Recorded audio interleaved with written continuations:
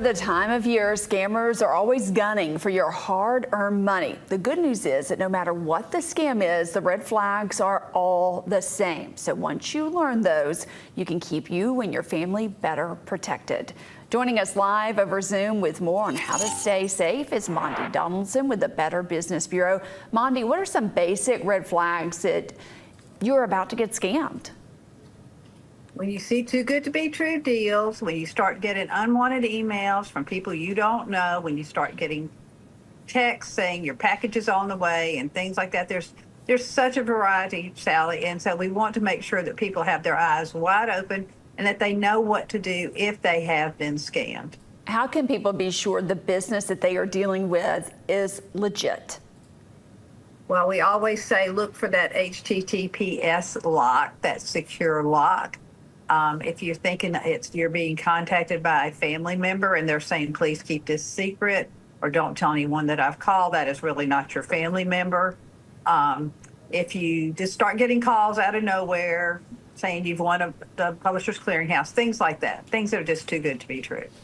If scammers aren't after your money, that means they are after your identity. Monde, which is worse to fall victim to there?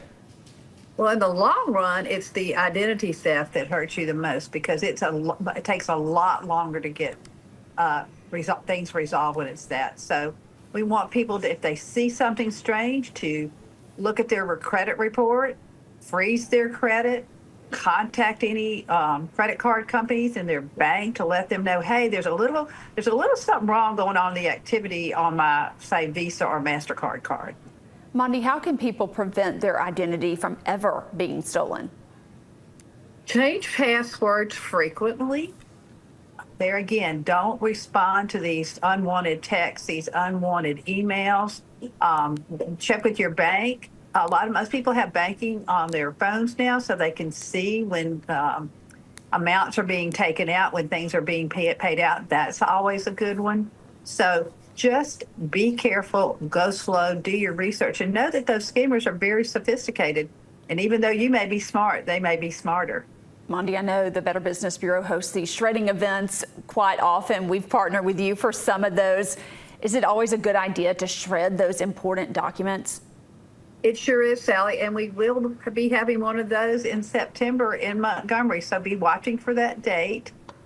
It'll be coming up, I believe it's September the 18th or 19th, something around there. We're going to have a fraud summit one day, and then we're going to have the shred day the next. So watch WSFA, of course, for more details, but we don't want people throwing their personal information in a garbage can or something like that. You want to shred it so that your Social Security number, your birth date, your bank account numbers are being shredded in a safe environment where no one else can get your information. Yeah, don't make it easy for them. Monde, whether money or an identity is stolen, can you recover from a scam, and how do you do it?